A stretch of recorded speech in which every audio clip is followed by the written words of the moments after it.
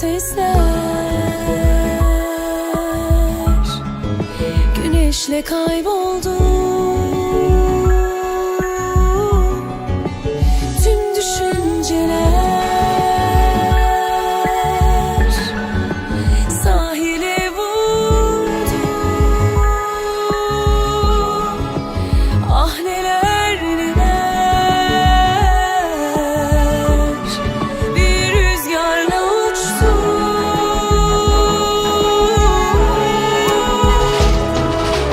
Yaz yaz bitmez, ömrüm yetmez. Anlat şarkı, anlat son kez bu masalda.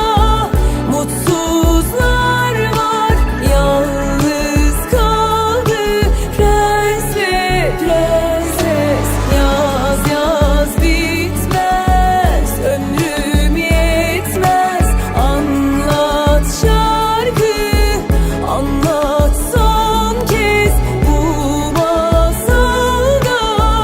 Mutsuzlar var, yalnız kaldı prens ve prenses.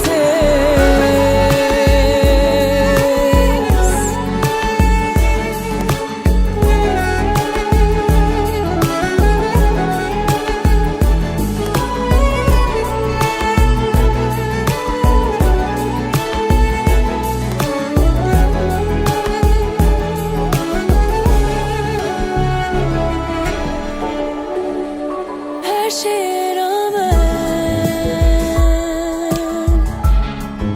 bugün de son buldu. Sustu tüm sesler güneşle kayboldu.